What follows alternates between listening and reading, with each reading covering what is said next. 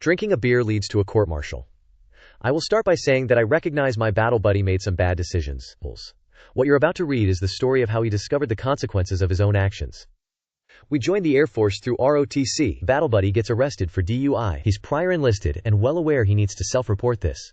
But he interprets 72 hours as more than a year later, and not until they put me in for a TS and I know they're gonna find out anyway.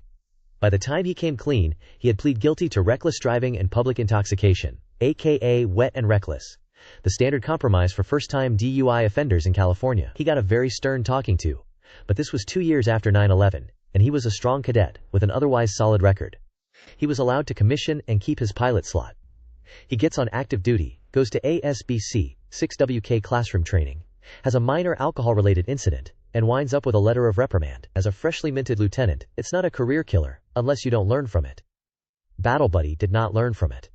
Along with his LOR, he was put on a non-consumption order. He followed it to the letter, but also bought a six-pack as a gift for someone else and had it in his room. Some Blue Falcon rats him out. He gets a second LOR.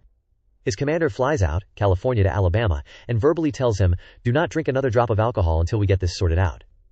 Battle buddy goes back to California, does his own research, and hears that non-consumption orders must be in writing with a defined end date. So he decides on his own that the verbal order doesn't matter. A few weeks later, he's at an official function, where the wing commander, a colonel on the cusp of becoming a general, sees him drinking a beer.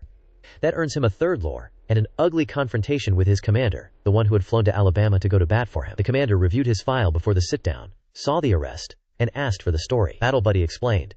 "I started driving home. I realized I shouldn't be driving, so I walked to a gas station to find a payphone, and when I walked back to my car the cops were there and I was arrested." The commander, trusting his gut more than his miscreant lieutenant, decides to check the police report. From the report he learns that Battle buddy had tried to drive over an embankment and gotten his front tires stuck on the train tracks. The conductor was barely able to stop the train before running over the car where Battle buddy was found, passed out behind the wheel.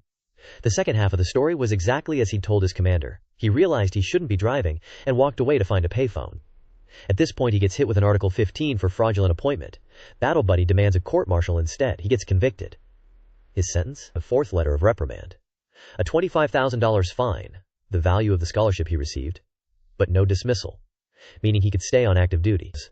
His commander was eventually able to force an administrative discharge by convincing Air Force Personnel Command that an O2 with 4 LORs on his record would never make O3 and should just leave already. The convincing part was easy, but the overall process took about 6 months. All in all, it was an ongoing saga of bad decisions, but if he had resisted the urge to drink a beer at an official event, he could have been a fighter pilot. As it is, he's a bartender. The prosecutor tracked down the retired 06 who was the AFR-OTC registrar at the time of arrest. He testified that Battle buddy would have been kicked out of ROTC had the full details been brought to his attention within the required 72 hours time frame. That testimony sealed his conviction.